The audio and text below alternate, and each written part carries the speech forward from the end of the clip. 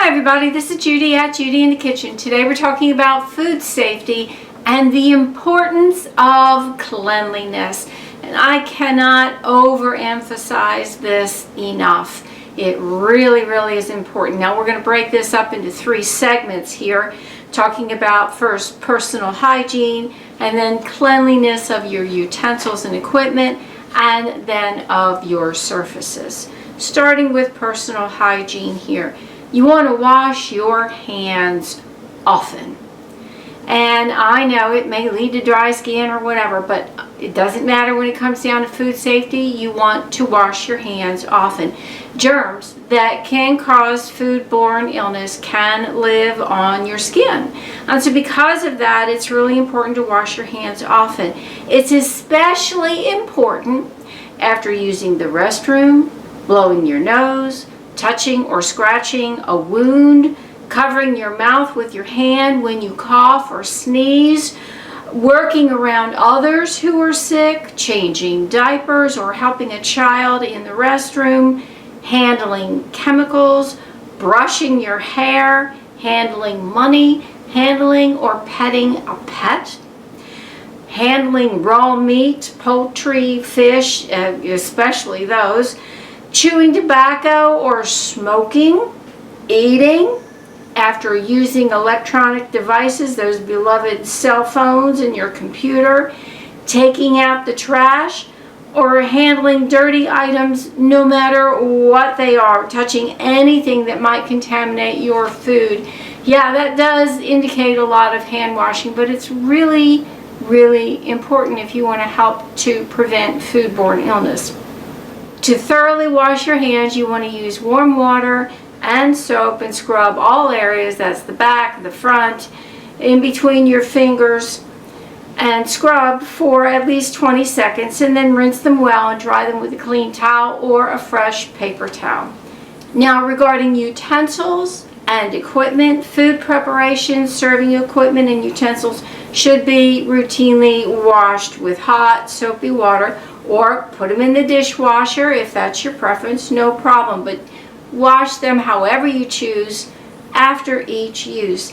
It includes dishes, glassware, pots and pans, cutting boards in particular, preparation knives and serving utensils, reusable straws, lunch boxes, water bottles, and plastic food containers. Sanitation on a regular basis can be really important in preventing foodborne illness, especially if you prepare raw meats, seafood, and or poultry.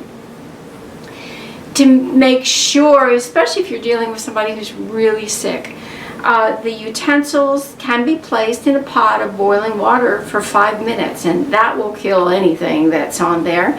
Remove them with tongs, allow them to cool before being stored. You don't even need to dry them if they're that hot. Just put them on an ultra clean surface, even a cooling rack, and allow them to air dry and then put them away.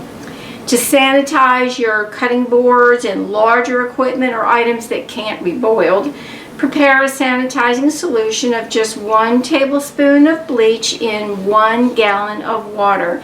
Allow the items to soak in that solution for at least 2 minutes, up to 5 minutes, and then remove them from the solution and allow them to air dry. You do not need to rinse them after being sanitized if you use that dilution ratio, a tablespoon of bleach to 1 gallon of water. But if you use a stronger bleach solution, then yes, you do need to rinse that off after soaking them in that solution. It's also important to note that some bleaches come with thickening agents, some have fragrances and maybe other additives in there. Those are not considered to be food safe, and you should not use that particular type of bleach on food or plates, utensils, or other equipment that's going to come in contact with food. That's an important point to remember because it may not say that on the bottle. When you're cleaning your sinks and all equipment that will be used in food preparation, it's important to remember that any disinfectants or cleaning agents used in cleaning other than that weak bleach solution, the 1 tablespoon to 1 gallon of water, you got to remember to rinse that very, very well, because traces of those chemicals could be still in the sink. And what if you put some potatoes in there getting ready to rinse them? They might become contaminated with whatever chemical residue is in there. So unless it's that sanitizing bleach solution, anything else should be rinsed really, really well. Now, more regarding surfaces. To sanitize kitchen surfaces like countertops, work tables, refrigerator shelves, and door handles, and even oven door handles, prepare a bleach solution of 1/3 cup of bleach to a gallon of water. If you want to cut that down and use a quart of water, you could use 4 teaspoons of bleach to 1 quart of water. Wipe that solution on the surface that you want to sanitize. Allow it to sit for 1 minute before wiping it off with a clean cloth or a paper towel. Very important point here. Pay attention to this one. Do not use bleach on marble or metals that are not stainless steel. Do not use bleach on aluminum, silver, or chipped enamel. Never use bleach with any other chemicals.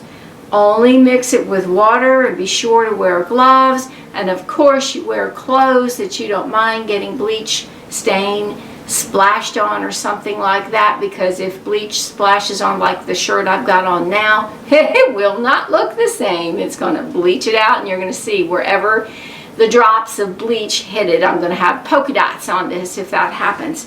So you want to make sure that you're covered for using bleach. You know, old clothes, gloves if you can help it. Use regular bleach in the mixtures that I've mentioned, the types of solutions, the amounts, the concentrations, and do not use bleach on aluminum, silver, chipped enamel, or marble, okay? Because you'll mess them up and you'll be blaming me for it, so please don't do that. I do hope this helps. Let me know if you have any questions or comments below. Bye for now.